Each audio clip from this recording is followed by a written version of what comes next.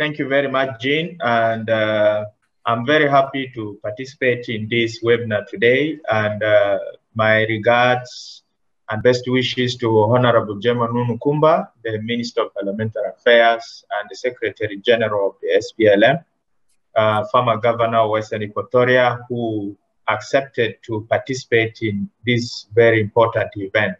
Also, our Ambassador Agnes, we have not met, but nice to hear from you and to hear the comments.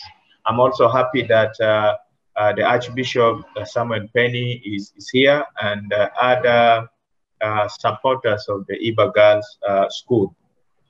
I have 10 minutes, and I will try my best to do the little I can within those 10 minutes. I was appointed as the Undersecretary for the Ministry of Peace Building about a month and a half ago. And the work that we do really is part of what we are discussing today, looking at how to support South Sudan to move on in social cohesion, sustainable peace, and looking at all those factors that would take South Sudan to where we believe it should be. The roles of girls' education in promoting peace and development in South Sudan is important. It's not always talked about, but these are very important building blocks for sustainable peace and social cohesion in the Republic of South Sudan. I believe that education of girls itself promotes education of the whole family. A mother thinks about the education of her children, whether they are disabled, whether they are good to go to school or they have challenges. A mother will always think about how her children can go to school, can have a better future. And this opportunity of educated women or educating girls gives the opportunity to reduce the illiteracy rates in our society, and also build a thinking around peace building and development, which is important. We also know that women are custodians of life, and therefore they have less attraction and less affinity to wars. Women would always think around, the future of their children, the future of a country. Women have that thinking of building and not of destroying.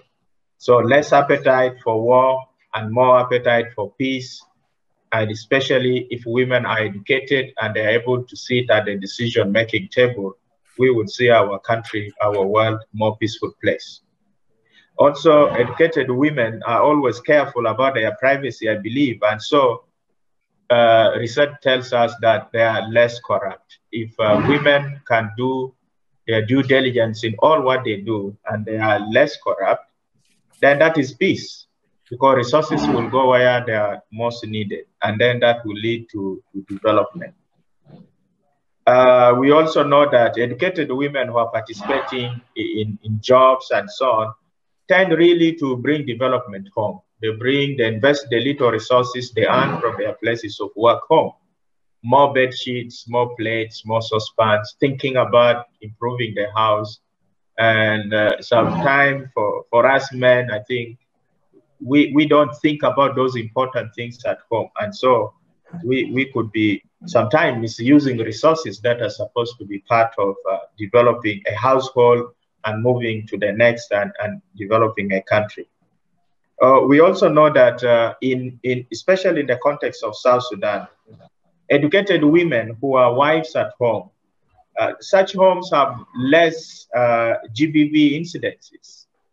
And so, and the less divorce, because men would probably sometimes think that if a woman depends so much on them for everything, then that woman can easily be kicked out.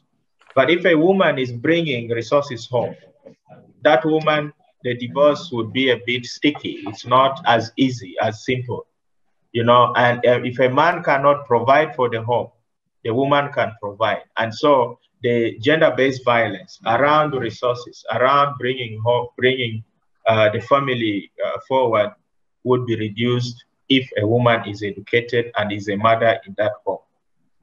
We also know that more educated women who are more employed, this widens the tax base.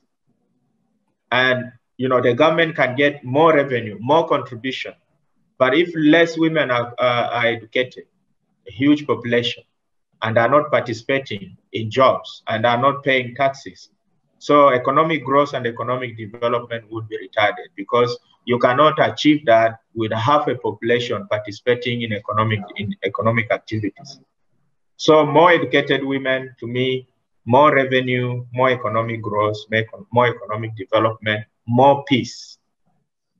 Also, we have seen in our context many of our women politicians, when they get into the position of leadership, they really pay more attention to development of basic services. They think about hospitals, primary health care. They think about agriculture. They think about roads. You know, there is that feeling of a woman politician to promote the well-being of the community, which of course leads to peace and development. We have also of late learned that in South Sudan, some communities, women encourage their men to go for raids. In the most illiterate communities, women encourage their men to go for raid and cattle wrestling. And so if these women are educated, you know, they would be able to reduce this, the activities of encouraging men. In some communities, if a man does not go to fight and bring cattle home, then that man is a weak man. And so this increases the appetite that, you know, a man should go bring cattle home, fight like one another, and show the strength of a man. But if it is educated women, they will not be thinking that way. So more education to women, more peace, more development, more social cohesion, and moving forward. So these are the thoughts that I think really with the Iba Girls School that is in Western Equatoria, and all the support that the Iba Girls School friends around the world have contributed, there are a lot of impact, as Rosalind was saying, that we have realized. And also education of women takes another step in terms of engaging the communities. It's not just about women, girls should go to school. The work done in Western Equatoria needs sitting down with the communities and having conversation. Let the communities know about the importance of girls' education. Create the opportunity, the access that the girls need in order to go to school. Because it's not just about let the girls go to school, but it is about creating the necessary access, like what is done in IBA. So I'm really grateful to participate here today. And the work that the Ministry of Peace Building is doing is basically to set policies, platforms, and you know, to coordinate activities of different stakeholders, different players in bringing peace to South Sudan. As you know, this current government is a peace government, and the Ministry of Peace Building is put in the center to ensure that there is dissemination of the peace agreement, that there is conflict resolution, and the dialogue that we are supposed to promote takes place across the country. For South Sudan, it is a big challenge, because for years we have been ruled as enclaves of communities, but we are struggling now to build one identity of South Sudanese. So to get out of these cocoons, these circles, we have to embrace education. We have to do more dialogue. We have to do community-to-community dialogue so that people can start to live together. I want to leave it there for now, and I want to say thank you, and I will be open to any other follow-on discussions. Thank you.